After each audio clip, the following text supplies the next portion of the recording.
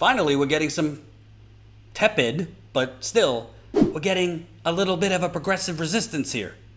Nancy Pelosi's $3 trillion bill to nowhere. It doesn't even matter, this bill, because Trump's not going to sign it, but it's a messaging bill. $3 trillion, $1 trillion going to states and cities. I'm going to do an interview with somebody soon to show you why that whole $1 trillion to states and cities, not what you think it is. Trust me, federal money that's earmarked to states and cities, 9 out of 10 times, you might be lucky if a quarter of the money that the federal government has earmarked actually gets to the final destination. We'll get to that another time. So it usually gets diverted to donors, real estate developers, and all the usual suspects. But in response to Nancy Pelosi's $3 trillion bill, which includes a bailout for lobbyists, which includes a reduction of the SALT cap, which is basically going to give a tax cut to wealthy Democrats. Ro Khanna says, I am voting no on this rule. We have a healthcare crisis, yet no expansion of Medicaid or Medicare. FDR didn't talk about employer retirement accounts. Lyndon B. Johnson didn't talk about voting rights in some precincts. They would have scoffed at COBRA to private companies. We need bold leadership. Ilhan Omar, I'm a no on today's rule vote. In the biggest crisis since the Great Depression, we should be leading with bold ideas that meet the scale of the crisis. That's Ilhan Omar. The other no votes, and this would be a rule change that would allow this $3 trillion bill, which, by the way, in addition to bailouts for lobbyists, a tax rollback that helps wealthy Democrats, they also watered down the student loan relief provisions. The student loan relief provisions were supposed to be larger, but then Nancy Pelosi and the rest of the Republicans pretending to be progressives said, I think this is going to cost too much. So they drastically reduced the provisions that would give relief for people with student loans. So no problem giving $4 trillion to $6 trillion, give or take. The estimates in the first bill are between $4 and $6 trillion. We could afford that, to give $4 to $6 trillion to big corporations, but we got to scale back relief for student loans and students while giving taxpayer-funded bailout money to lobbyists on K Street. The other no's: AOC, Ilhan Omar, Rashida Tlaib, Mark Pocan, Ayanna Pressley, Pramila Jayapal, Ro Khanna, Katie Porter. Don't know the first name of Garcia. Don't know Connor Lamb, I believe that is. Something Finkenhauer, Axney, Spanberger. And by the way, the ones he starred are actually moderates. So even some moderates got into this, and Stevens. So, the progressives that should be on there are on there. I'd like to know, is Tulsi Gabbard still a member of Congress or not? Tulsi who? Because I see a lot of people on YouTube just bashing Bernie Sanders left and right. Oh, he's a sellout. Bernie's a fraud. Bernie's a this. Bernie's a that. A coward. But I don't see them going after Tulsi Gabbard, who's been quiet as a mouse during this pandemic. Does anybody watching? I don't want to, trigger our Tulsi stands here, but I don't see Tulsi Gabbard on that list voting no against this monstrosity. Shocking. Somebody said Tulsi is a senator. This is a House vote, House of Representatives. Last time I checked, Tulsi Gabbard is a congresswoman. Yes, Tulsi Gabbard is a congresswoman. So I'm just saying, let's be consistent. If we're going to call Bernie all these things, and hey, I think Bernie deserves criticism. I've been criticizing him. But I don't agree with people whose new political jihad seems to be Bernie Sanders. Bernie Sanders is not the ultimate problem. And what the oligarchy wants to do, what the plutocrats thrive on, what corporations thrive on, what intelligence operations thrive on, is divide and conquer. They want to divide the left.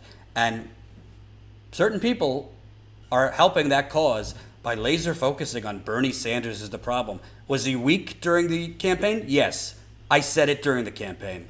I criticized him during the campaign. Is he messing up now? Yes. But you know what? let's take a pause from all this high school and middle school foolishness. Oh, he's a sellout, he's a coward. Yeah?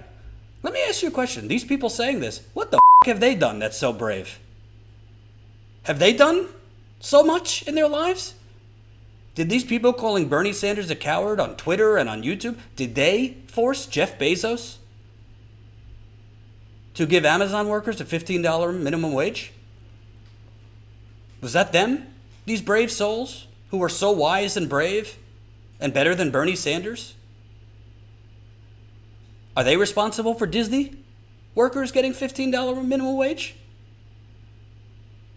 Did they hold up Obamacare and hold it hostage and would have taken it down if not basically forced Obama to put $9 billion in there for community health centers?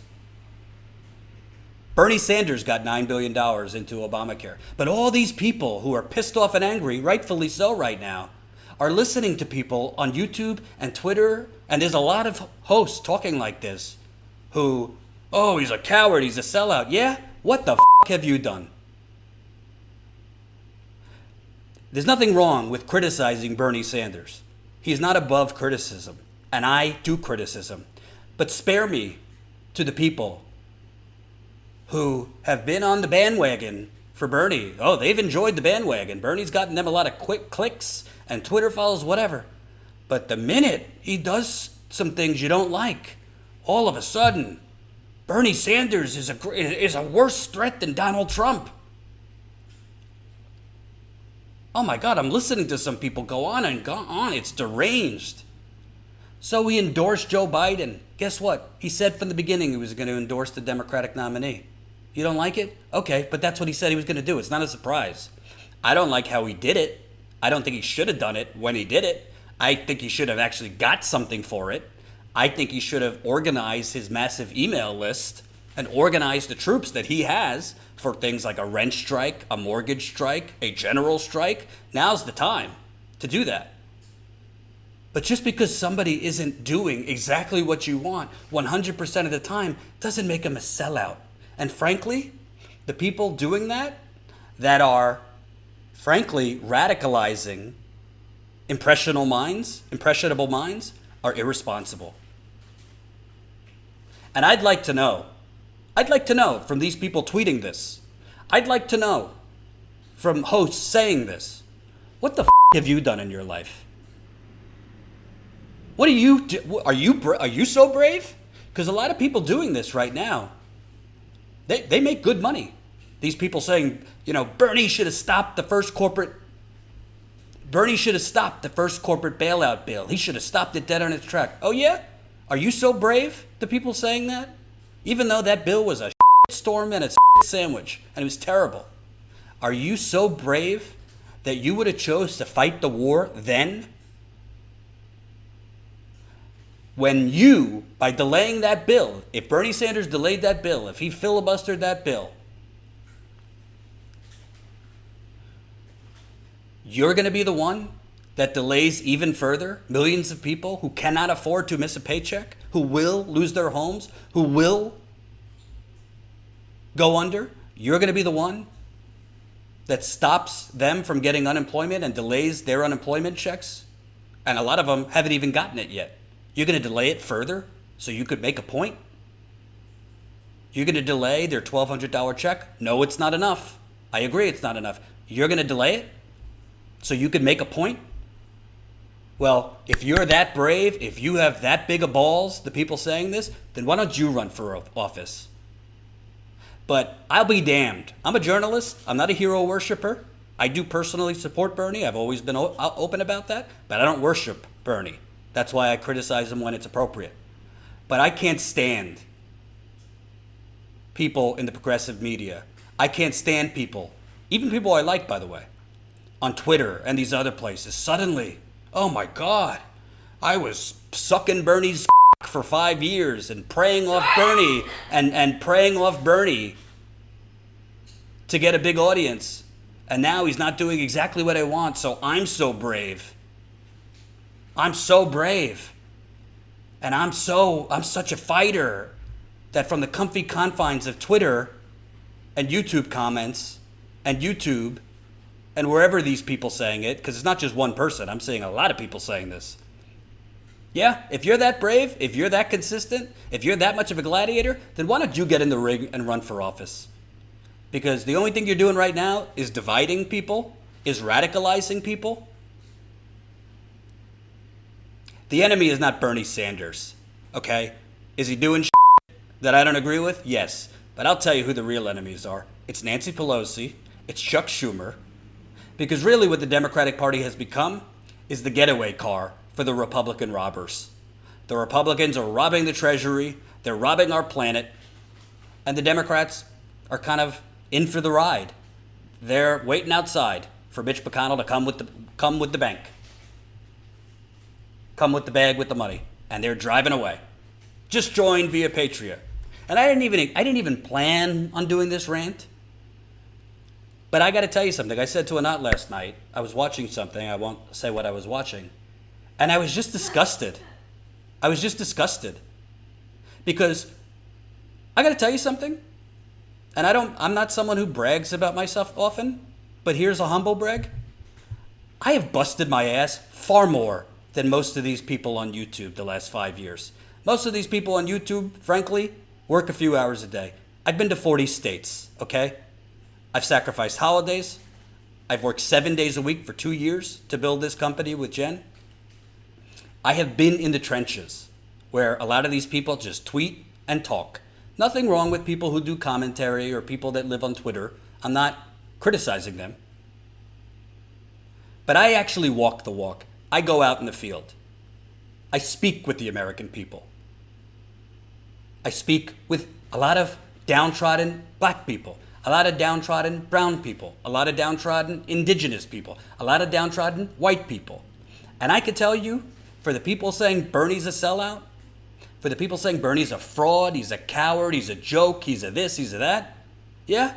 Well, why don't you leave Twitter, get off Twitter for a second, get out of your studios, and why don't you go in the trenches and you speak with these people and you tell them, hey, you're not going to get your unemployment check. It's going to be delayed.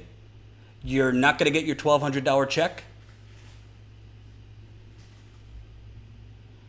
because I want to make a point and I'm going to delay the bill for weeks. You go do that from the comfy confines of Twitter. And by the way, I don't really give a damn if I lose subscribers over this because I've seen in the past few days I'm losing subscribers. I don't really care. This isn't about defending Bernie or criticizing Bernie. Honestly, it ain't even really about Bernie to me. This is about a mindset. And I've seen this since 2016. People were screaming, Bernie's a sellout because he endorsed Hillary Clinton. You know what? I don't like that he endorsed Hillary Clinton. I don't think he should have. But you want to know something? The same people that were calling him a sellout after he endorsed Hillary Clinton came running back to Bernie and were back on the train when he ran again. Isn't that? Hope you enjoyed that last video. Hop on over to statuscoup.com where you can sign up for our email list and become a member for as low as $5 to $10 a month. Membership is how we grow. That's statuscoup.com/join. And remember, join our email list so we can grow the revolution with you.